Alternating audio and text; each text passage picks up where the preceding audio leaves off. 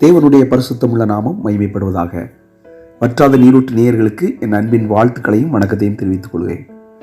349வது வேதாகமனுடைய பகுதிக்கு உங்களை அன்புடன் வரவேற்கிறேன். தலைப்பு இருவரில் ஒருவர்.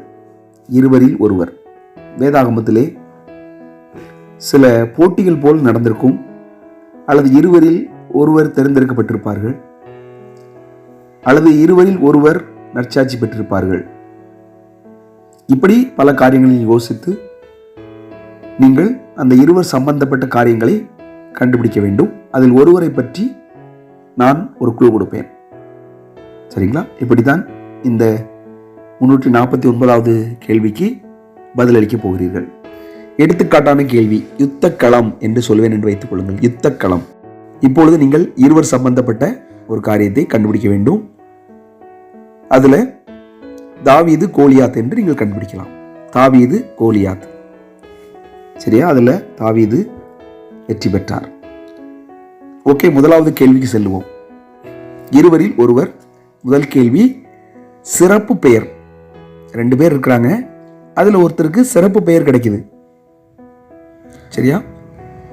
நீங்க அது யாருன்னு கண்டுபிடிக்கணும். இது புதிய ஏற்பாட்டில் தான் விடை இருக்குது. சரியா? 2 பேர், அதுல ஒருத்தருக்கு சிறப்பு பெயர் கிடைக்குது. விடை புதிய ஏற்பாட்டில் இருக்குது. 2வது கேள்வி, அங்கீகரிக்கப்படுதல். அங்கீகரிக்கப்படுதல். இருவர், அதுல ஒருவருடைய காரியம் அங்கீகரிக்கப்படுகிறது. இது பழைய ஏற்பாடு. 3வது கேள்வி, இழப்புக்கு பின். இழப்புக்கு பின் ஒரு இழப்பு நடக்குது, அதற்கு பின்பு ஒரு தெரிந்து கொள்ளுதல் நடக்கிறது. இது புதிய ஏற்பாடு. ஒருவருடைய இழப்புக்கு பின் ஒரு தெரிந்து கொள்ளுதல். 4வது கேள்வி, சுய முயற்சி தோல்வி. சுய முயற்சி தோல்வி. இது பழைய ஏற்பாட்டில் விடை இருக்கிறது. அதாவது இருவர் ஒரு காரியத்துக்காக முன்னெடுக்கிறத பார்க்குறோம்.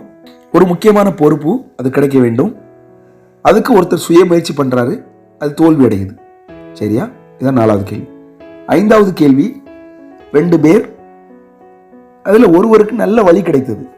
ஒருவருக்கு நல்ல வழி கிடைத்தது, இன்னொருவர் அவருடைய சூழ்நிலை தெரியவில்லை, ஆனால் ஒருவருக்கு நல்ல வழி கிடைத்ததாக நாம் பார்க்கலாம்.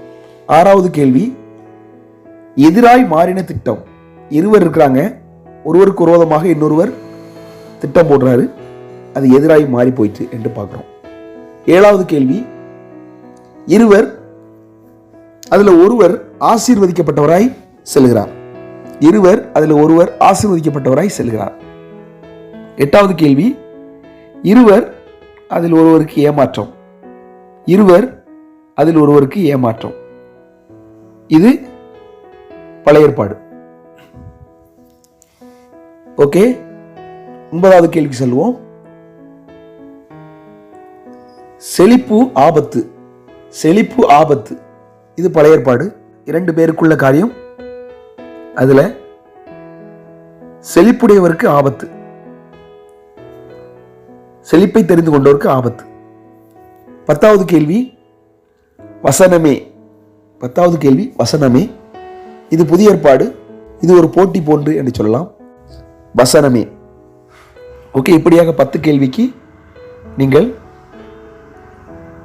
விடை கண்டுபிடிக்க வேண்டும். இருவர் பெயரையும் எழுத வேண்டும். நீங்கள் வசன ஆதாரம் கொடுக்க வேண்டிய தேவையில்லை, இருவர் பெயரை எழுத வேண்டும். மீண்டுமாக நான் ஒவ்வொரு கேள்விக்கும் எந்த பகுதின்னு சொல்லியிருந்தேன். 1வது கேள்வி புதிய ஏற்பாடு, 2வது கேள்வி பழைய ஏற்பாடு, 3வது கேள்வி புதிய ஏற்பாடு, 4வது கேள்வி பழைய ஏற்பாடு, 5வது கேள்வி பழைய ஏற்பாடு, 6வது கேள்வி பழைய ஏற்பாடு, 7வது கேள்வி புதிய ஏற்பாடு, 8வது கேள்வி பழைய ஏற்பாடு, 9வது கேள்வி பழைய ஏற்பாடு, 10வது கேள்வி புதிய ஏற்பாடு. ஓகே, சரியான பதிலை எழுதி அடியனுக்கு அனுப்புங்கள்.